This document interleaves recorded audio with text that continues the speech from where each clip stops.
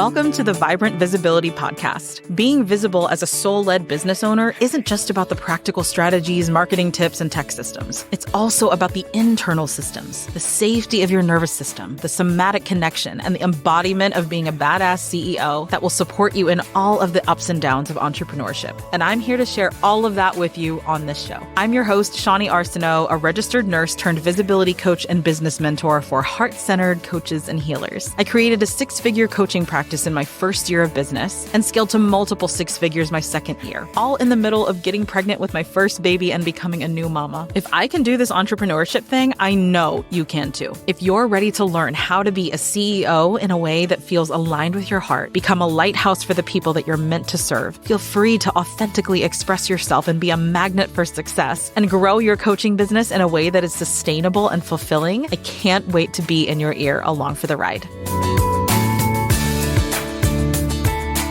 Hello, everybody. Welcome to the, first full episode of the new rebranded Vibrant Visibility Podcast. I am Shawnee, your host, and I think I want to kick today off with talking about a topic that, is going to be very on brand for this podcast, but it's also something that I hear a lot whenever it comes to my clients. It's something that I see a lot of my clients, my community of coaches struggle with, is learning how to be visible, but in a really authentic way, not feeling fake and wanting your visibility efforts to capture your heart, to capture your essence. And this is a crucial aspect that I think resonates with so many of you, that idea of authentic visibility, right? And as heart-centered coaches and healers, the way that we present ourselves, the way that we put our heart out there into the world and talk about our services and market our offerings, it can make a significant difference in your journey as a business owner, in the growth of your business, and it can even bleed into your personal life too, right? So I wanted to unpack how we can do that, how we can embrace being visible in a really authentic, genuine way and have it be super effective for the growth of your business.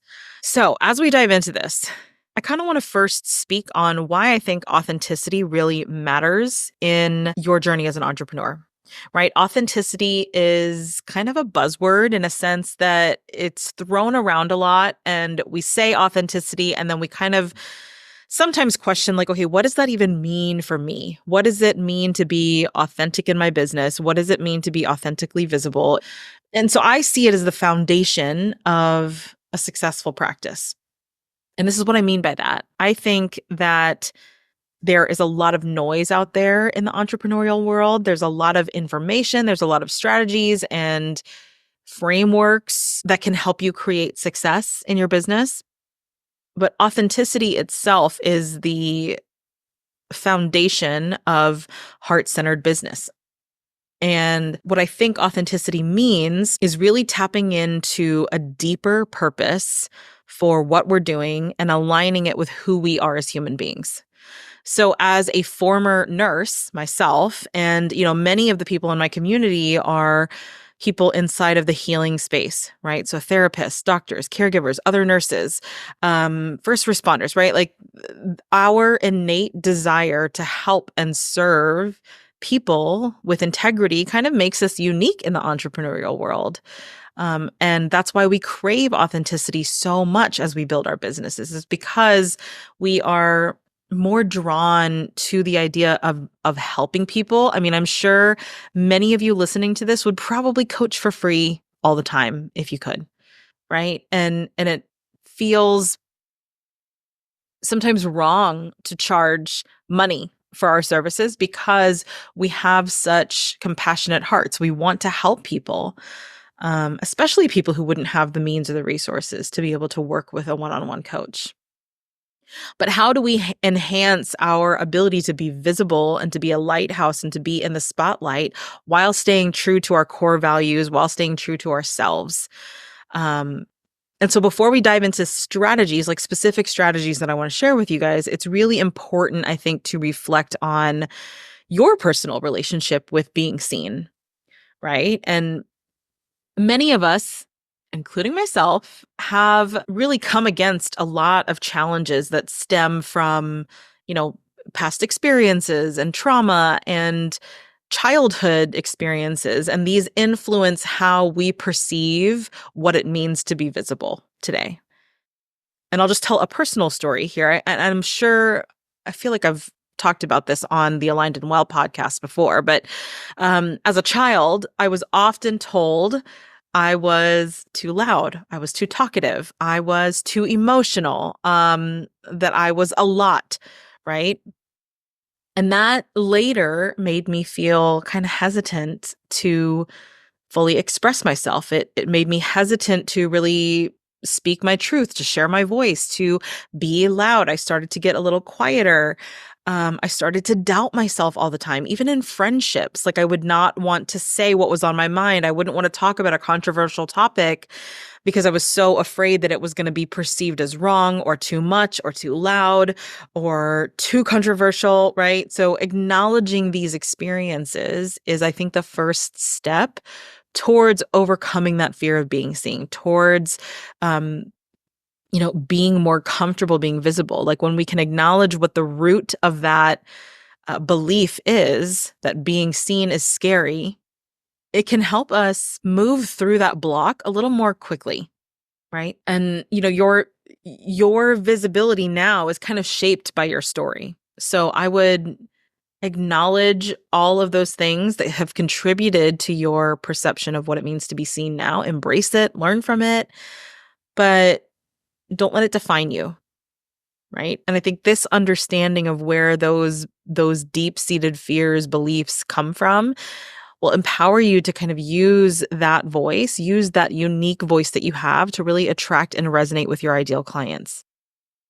When we talk about being visible, the reason I think it's important to understand your own relationship with it is because to be visible in a really authentic way, we have to be vulnerable. And being vulnerable might feel kind of scary. It might feel like a leap into this unknown territory because of what your previous experiences and because of what your previous relationship with being seen was, right?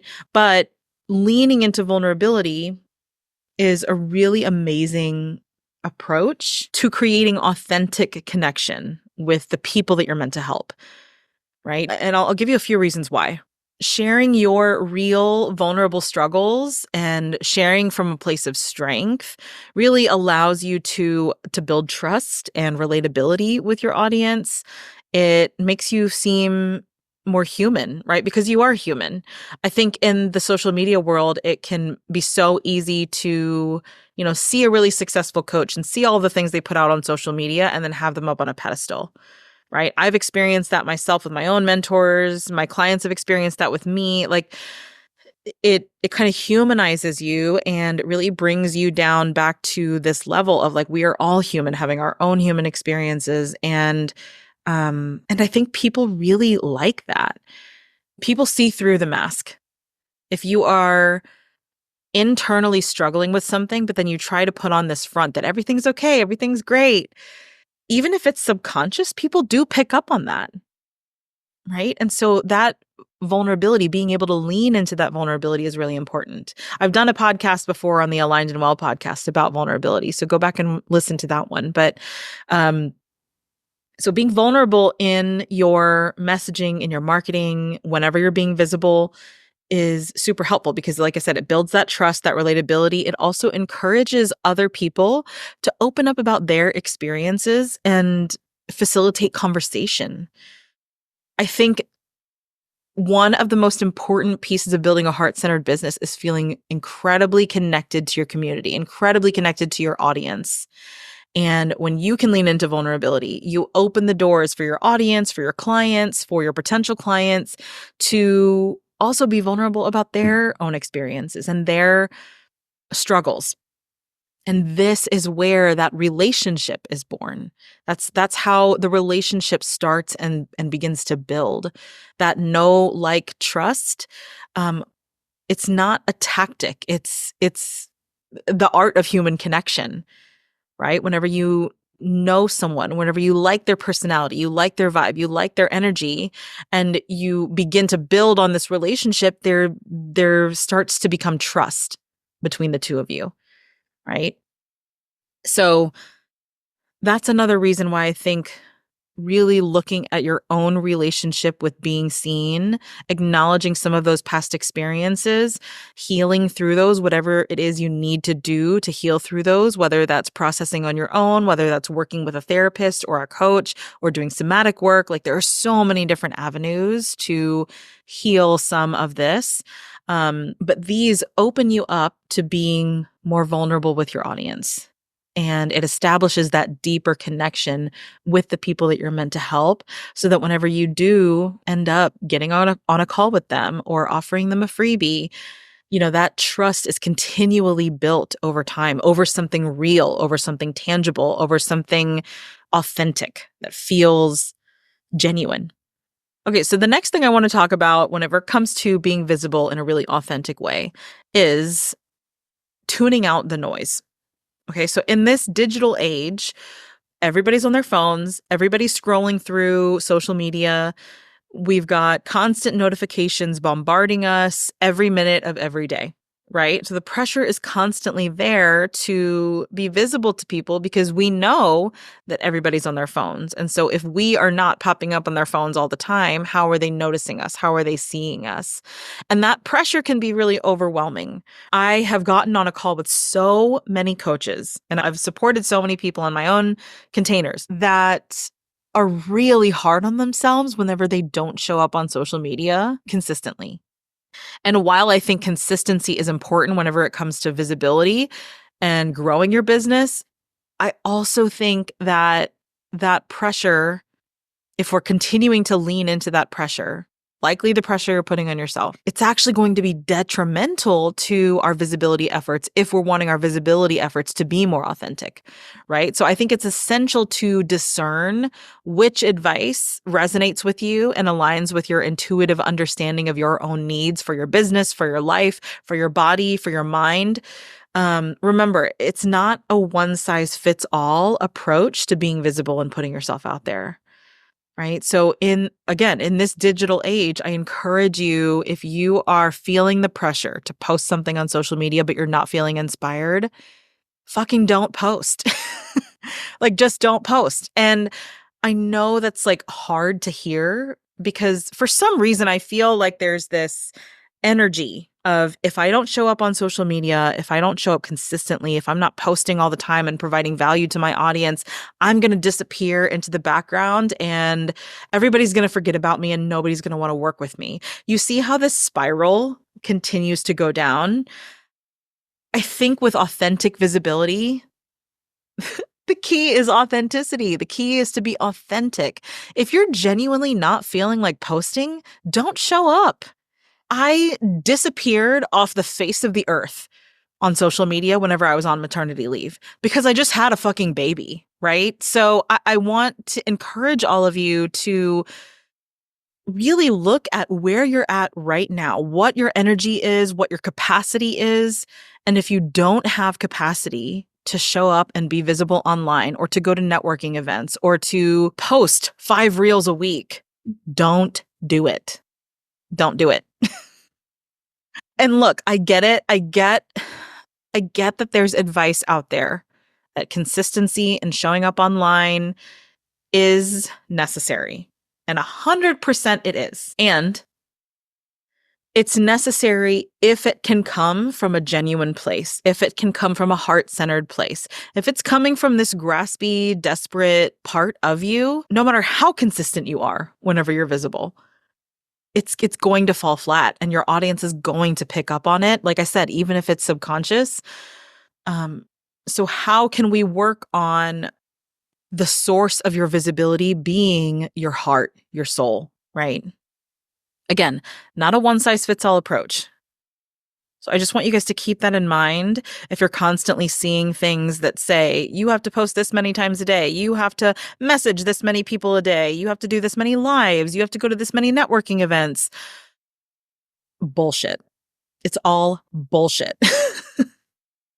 And I know because I've created a successful practice doing this same thing, right? I disappear off social media sometimes. If I start to feel obligated to post something, I know it's not coming from the right place, and so I don't do it.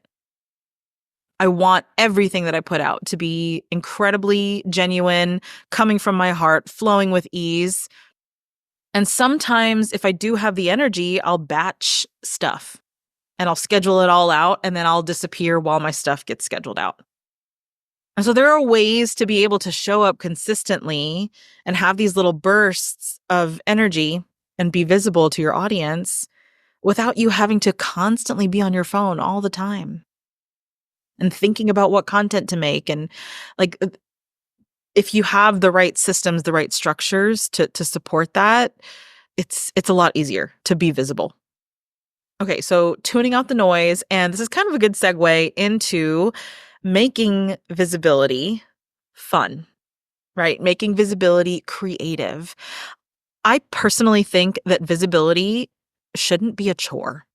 It shouldn't be a boring thing on the to-do list. And I think there are elements of fun and creativity that you can incorporate into your visibility strategy, into how you present yourself and your business to make the process really enjoyable for you. And this is like the key piece, I think, into making your business sustainable is how do we make the visibility part, how do we make the connection part feel fun and enjoyable? And so a couple of ways that you can spice up your visibility and make it fun, make it something creative. I would say experiment, right? If you've never hosted a collaborative event or a live session or a workshop or whatever, try that out. That's a great way to be visible. And the people who register for that event, it's almost like you're allowing them to raise their hand and say, hey, I want to be part of this. I love what you're putting out there and I want in, right? Even if it's a free event. You could engage in kind of like a themed schedule for your social media, right? Only if it feels fun.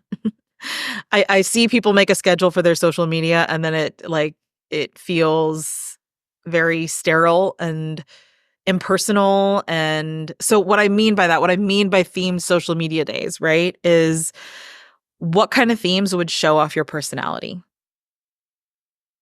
Right? I always want to have at least one day a week or maybe 2 days a week where I'm sharing about like motherhood and the hilarity of having a toddler because they do some really hilarious things.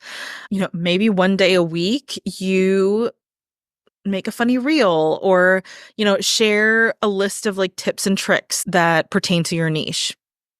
So you can kind of gamify your visibility strategy in this way as long as it's fun, right? I'm not telling you to go and create themed days for all of your social media and then dread creating stuff.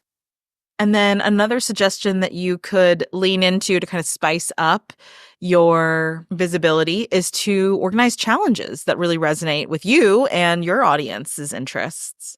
So whether maybe that's a workout challenge, maybe that's a mindfulness challenge, like coming up with some kind of challenge that you think would be really fun to include your community in. A run challenge, a walk challenge, a writing challenge, or journaling challenge. Okay, so making your visibility strategy fun, creative. Because if we're not going to have fun while we're building our businesses, what the hell are we doing? Why are we building this business, right? Like I refuse to build a business that I resent. And I know many of my clients and the people in my community want the same thing. They don't want to build a business that they resent. They want to build a business that they love, that fills them up, that excites them. And so experimenting with different ways to be visible in this way and making it fun, creative, making it enjoyable is a great way to create a business that's fulfilling, that's sustainable, that you're not going to end up hating in the future. One thing I hear a lot that people say whenever it comes to being visible, especially whenever it comes to sharing personal things and vulnerable things, is I want to seem professional. I don't want to post this vulnerable thing because I don't want people to feel sorry for me. I want to maintain professionalism. And while I think maintaining professionalism is important, I firmly believe that infusing your personality, your story, your personal experiences, your vulnerable shares into your brand makes your presence more memorable, makes it more relatable, makes you stand out. And that's the thing about being an entrepreneur is you don't really want to blend into everybody else. You want to stand out. You want to be a little bit different because it is also reflective of how we all are as humans. Every single one of us as human beings is different, right? So letting your true self, letting your most authentic self shine through in your marketing, in your visibility efforts can make your interactions with your potential clients and with your community feel more genuine and less like a transaction. It feels more like a conversation. It feels more like a relationship. And so, yes, professionalism can be important, but I also think that being personable and real and human is probably even more important. I really do think the marketing world is shifting a little bit into more of like people are craving authenticity. People are craving real. People are craving things that elicit emotion and that people can relate to.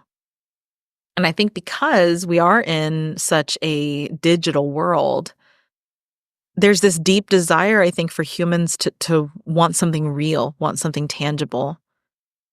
And whenever we're focusing so much on being professional, it takes away that relatability. It almost like sterilizes it and makes it seem very like robotic. And I guess that works for some industries. I don't think it works for the coaching industry at all. Okay, so here are kind of three practical things that you can do to really enhance your visibility game in alignment with who you actually are in a really authentic way, in a genuine way. The first thing that I would do is choose your medium of visibility really wisely. Meaning, whether it's social media, video blogs, face-to-face interactions, um, select a channel, a medium to be visible where you feel the most comfortable and effective. I get so annoyed whenever I get people in my community, whenever my clients come to me and they say, I talked with a strategist, or I talked with a business coach, or I talked with a mentor or an expert on X, Y, and Z, and they told me that I should be doing this. And it's like my first question to them is like, cool, do you want to be doing that? Like, do you genuinely want to be doing that? And if you don't, if it's not your jam, like there are some people that I've seen do the social media thing and they're pretty consistent with it. And then they're like, why isn't it working? And I'm like, it's because you don't like it. If you don't like it, don't do it. Like eventually we can get to a point where we do some of those things that we know are going to grow our businesses, like maybe starting a Facebook group or, interacting more on social media, using Instagram stories, like whatever that is. But the foundation, what you want to start with, kind of like habit stacking, right? You want to make it as easy as possible for you to do it. And so while you don't like posting on social media now, if you really like face-to-face interactions, start there. And then we can kind of use the skills that you learn and practice in face-to-face interactions and translate them to social media whenever you're ready. If you want to use social media to build your business, you absolutely don't have to. I've had several clients fill their practices without using social media, but choose your medium wisely. That's the first thing, right? Whatever you feel the most authentic in, whatever you feel the most comfortable using, whatever platform is the most fun for you. Like for me, I love Instagram and Facebook group. Like those are the two big things that I really use in my visibility strategy. But yours might be different. Yours might be LinkedIn or TikTok or, like I said, face-to-face interactions, going to networking events, signing up to be a vendor at a health fair. Whatever feels the most fun for you, choose that, do it well. And then we can start to expand. The second thing to kind of like up your visibility game is to engage, right? You being the initiator in the engagement. So I'm going to give you a tangible example. I see a lot of coaches sharing these really beautiful, long, well thought out posts. And then their call to action is either book a call with me. I'm offering a free session. And I think occasionally having that kind of call to action is really great, but I don't think that needs to be the majority of your calls to actions on your post.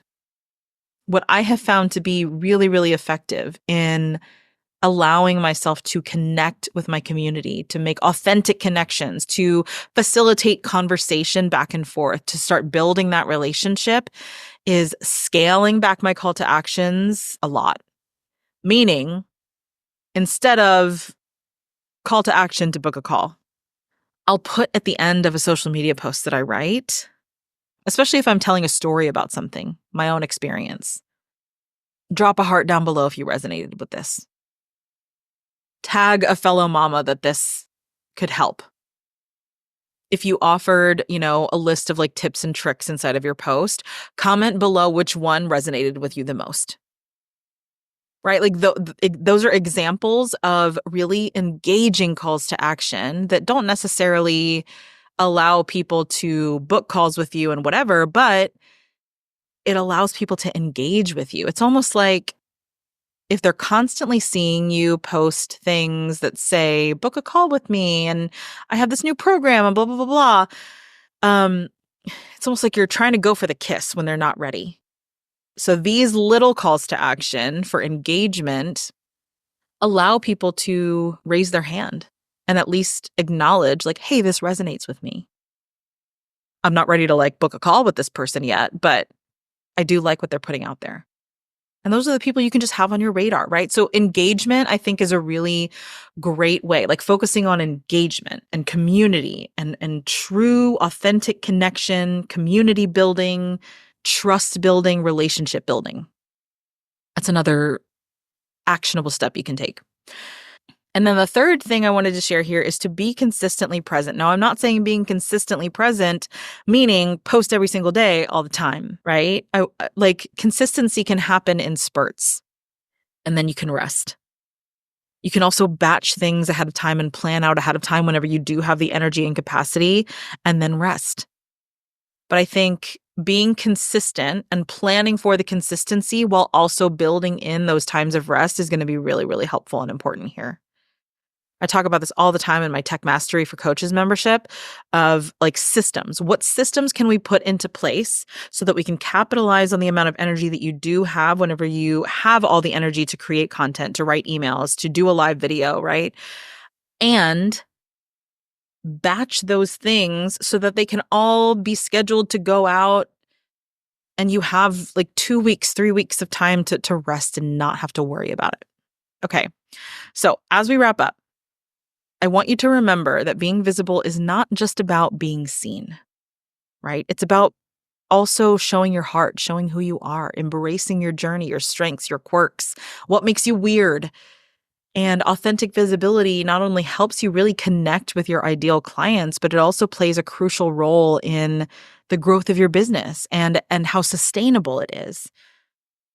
So if you're ready to take that visibility to the next level, there's a couple of places you can go. You can join me in the free Facebook group, Visibility and Tech Support for Coaches. That link will be in the show notes. I also have a new group program that I just launched that's starting in September. It's called Vibrant Visibility. This is more of like a somatic, deeper approach. And then I also have a membership called Tech Mastery for Coaches, and that kind of breaks down like the logistics of being visible and what tech platforms to use and how to actually like make reels and things like that. So there's lots of different areas for support. I hope to see you in one of those spaces, and I hope you have a beautiful rest of your day. Bye, everybody. Thanks so much for tuning in today. If this was helpful for you, subscribe to the show to make sure you're always in the loop when a new episode is out. And I would love to invite you to join me in the free Visibility and Tech Support for Coaches community, where we hang out and chat about all things visibility, tech, systems, and heart-centered business building. I regularly share tips and tutorials and go live every now and then, and it's just nice to be in a community with other like-minded coaches and healers. So you can join this free space at alignwellco.com/community, and I can't wait to see you there.